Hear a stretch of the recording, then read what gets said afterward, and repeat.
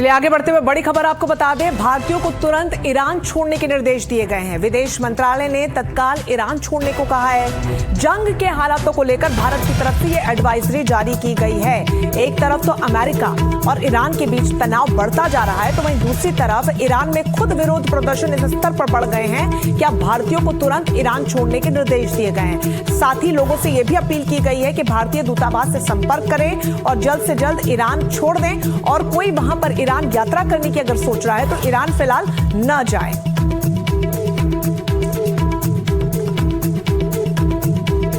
तो भारत के साथ कई अन्य देशों ने भी ईरान को लेकर एडवाइजरी जारी कर दी है। ईरान का आसमान खाली होने लगा है। आशंका जताई जा रही कि कभी भी ईरान हमला कर सकता है या उस पर हमला हो सकता है। लेकिन इन सब के बीच ईरान की क्या है तैयारी? ट्रंप आगे क्या करने वाले हैं? क्या युद्ध अब होकर रहेगा?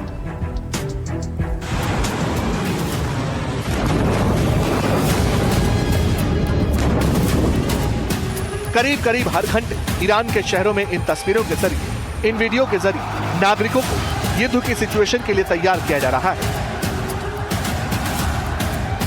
खामनेई की तरफ से यह बताने की कोशिश है कि अमेरिका चाहे किसी भी वक्त हमला करे, उसे काउंटर करने के लिए ईरान की मिसाइलें, ईरान के ड्रोन्स और ईरान की सारी फायर पावर पूरी तरह रेडी है।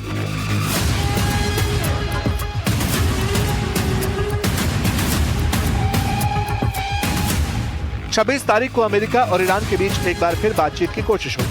कोशिश इसलिए क्योंकि ना तो ईरान अमेरिका की सुनता है और ना ही अमेरिका उसकी। यही वजह है कि ईरान एक बार फिर कह रहा है, ट्रंप की लिमिटेड स्ट्राइक की धमकियों से डरने वाले नहीं हैं। इस धमकी का जवाब रीजनल वॉर हो सकता है।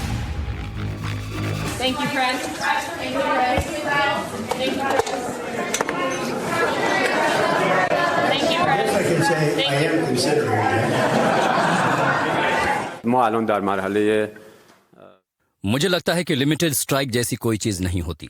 आक्रामक कार्रवाई को इसी तरह यानी आक्रामक कार्रवाई की तरह ही देखा जाएगा, और इस तरह की कोई कार्रवाई हुई तो आत्मरक्षा के तौर पर माकूल जवाब दिया जाएगा। ट्रंप बनाम ईरान की जंग कैसी होगी ये समझें, पहले ईरान पर बिग ब्रेकिंग न्यूज देख लीजिए। बिग ब्रेकिंग नंबर 1, पूर्व CIA एजेंट जॉन किरियाको का दावा है कि ईरान पर मंगलवार तक हमला हो सकता है। बिग ब्रेकिंग नंबर 2, भारत ने ईरान में रह रहे अपने नागरिकों के लिए एडवाइजरी जारी कर दी है। बिग ब्रेकिंग नंबर 3, तेहरान में भारतीय दूतावास ने कहा है जितना जल्दी हो सके जो साधन मिले उसके जरिए नागरिक ईरान छोड़ दें। बिग ब्रेकिंग नंबर 4, खामनेई ने पूर्व IRGC कमांडर अली लारिजानी को युद्ध की कमान सौंप दी है।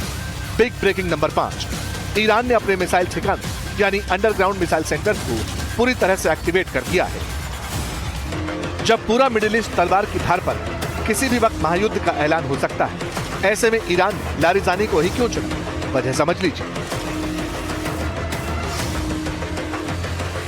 अली लारिजानी IRGC यानी ईरान रेवोल्यूशनरी गार्ड्स की पूर्व अधिकारी हैं और परमाणु वार्ताकार भी रह चुके हैं। वो युद्ध और कूटनीति दोनों की भाषा समझते हैं। लारिजानी को खामनेई का सबसे वफादार और संकट मोचक माना जाता है। हाल ही में उन्होंने दमिश्क और बेरूत का दौरा किया, जो यह दर्शाता है कि वो जंग के हालात में बाहरी मोर्चे को मजबूत करने की रणनीति बना रहे हैं। ईरान के अंदर यह संदेश भी दिया जा रहा है कि लारिजानी की मौजूदगी का मतलब है देश अब डिफेंसिव मोड से निकलकर डेटरेंस मोड में आ चुका है,